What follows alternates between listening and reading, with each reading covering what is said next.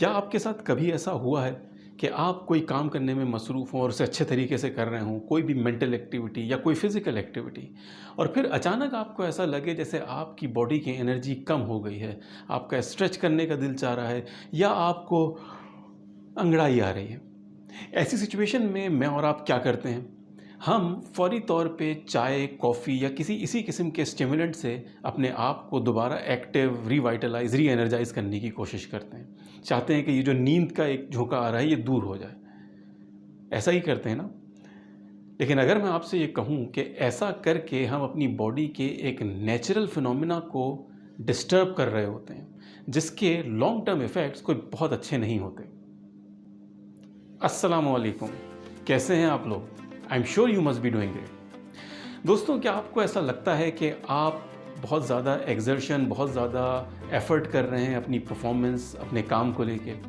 क्या आपको ऐसा लगता है कि आप बहुत ज़्यादा एनर्जी एक्सर्ट कर रहे हैं? हम में से ज़्यादातर लोग ऐसा करते हैं।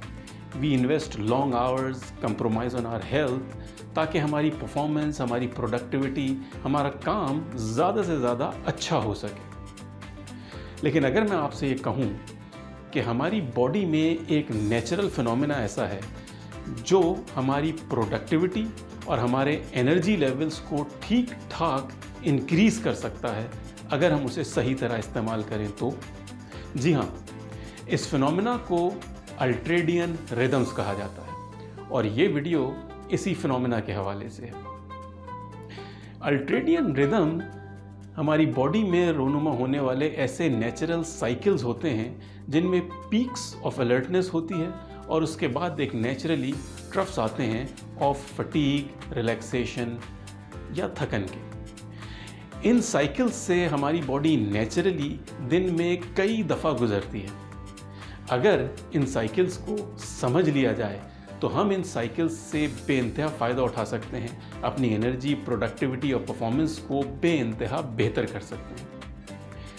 अल्ट्रेडियन रिदम की साइंस बड़ी फैसिनेटिंग है।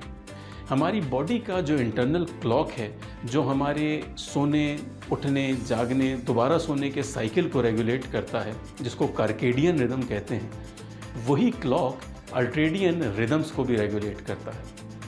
अल्ट्रेडियन रिदम्स 90 से 120 यानी 90 टू 120 मिनट्स के ऐसे साइकिल्स होते हैं जिनसे हमारी बॉडी दिन में थ्रू आउट कई दफ़ा गुजरती है।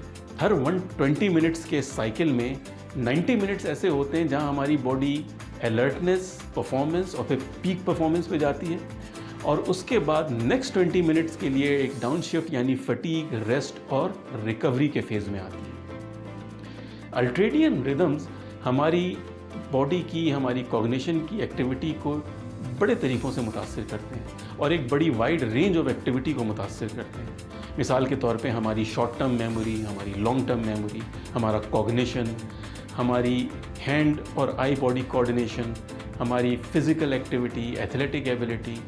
गर्ज़ ये कि ये हमारी बहुत सारी चीज़ों को सिग्निफिकेंटली अफेक्ट करते हैं। अगर हम इन रिदम्स को समझ जाएं तो इनसे फ़ायदा उठा सकते हैं।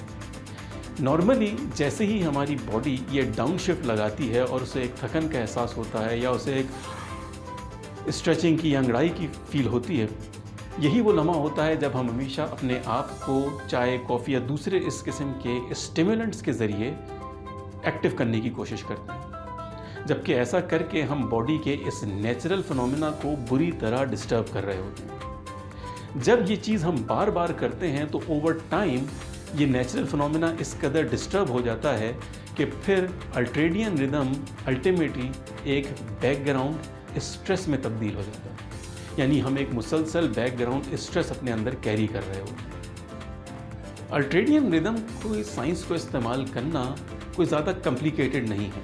In fact it's very simple. हमें सिर्फ ये करना है कि अपनी बॉडी के 90 टू 120 मिनट्स के साइकिल को आइडेंटिफाई करना है या चेक कर रखना है। शुरू में हमारे लिए हो सकता है डिफ़िकल्ट हो क्योंकि हमने कभी ये काम किया नहीं, और बहुत से लोगों के लिए ये भी हो सकता है कि उनका ये साइकिल 90 टू 120 मिनट्स के बजाय किसी और ड्यूरेशन का हो। लेकिन विद प्रैक्टिस, विद ऑब्जर्वेशन, कुछ ही देर में या कुछ ही दिनों में आप अपने साइकिल को आइडेंटिफाई कर लेंगे। और आपने करना क्या है, जैसे ही आपको फर्स्ट साइन मिले कि आपकी बॉडी अब अपने पीक परफॉर्मेंस जोन से निकल के रेस्ट और रिकवरी जोन में जा रही है, आपने अपनी तमाम फिजिकल और मेंटल एक्टिविटी रोक देनी है और अपनी बॉडी को फैसिलिटेट करना है उस रिलैक्सेशन जोन में जाने के लिए, जहाँ पे वो रेस्ट और रिकवर कर सके, यानी 20 मिनट्स का ब्रेक लेना है। नाउ ये इम्पॉर्टेंट है कि आप ज़रूरी नहीं कि पूरे 20 मिनट्स का ही ब्रेक लें, ये बहुत से लोगों के लिए मुमकिन शायद ना हो, लेकिन रिसर्च ये बताती है कि समटाइम्स सिर्फ 5 मिनट का ब्रेक कम से कम वो भी आपको बेइंतहा बेनिफिट्स दे सकता है। सो द थिंग इज़ कि हमने ब्रेक लेना है। अगर हम 20 मिनट का ब्रेक ले सकते हैं तो बहुत अच्छा, नहीं ले सकते तो 10 मिनट का ले लें, 10 मिनट का नहीं ले सकते तो 5 मिनट का ब्रेक ले लें, लेकिन ब्रेक लें ज़रूर। नाउ इन 20 मिनट्स या इस ब्रेक में हमने करना क्या है, हमने बॉडी को किस तरह सपोर्ट करना है रिलैक्सेशन को मैक्सिमाइज करने के लिए।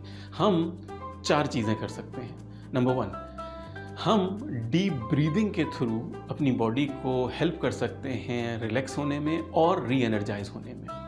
डीप ब्रीदिंग की प्रैक्टिसेस के लिए आपने अगर मेरी ये वीडियो नहीं देखी तो इस लिंक पे क्लिक करें।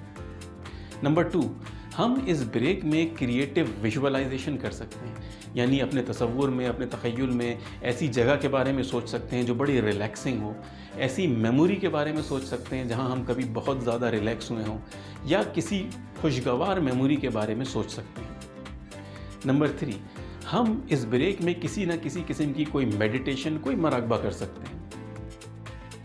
नंबर 4, हम इस ब्रेक में अपने आप को पॉजिटिव अफर्मेशंस, पॉजिटिव स्टेटमेंट्स दे सकते हैं। ये चारों चीज़ें हमारी बॉडी को रेस्ट, रिकवर और री एनर्जाइज होने में फैसिलिटेट करेंगी।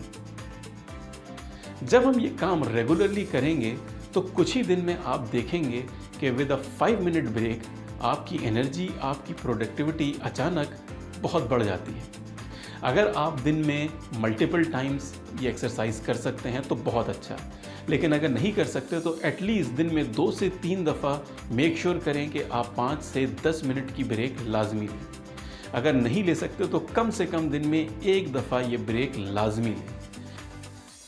इसके बेनिफिट्स बहुत लॉन्ग टर्म और बहुत लॉन्ग लास्टिंग होते हैं। Thanks for watching. Stay blessed.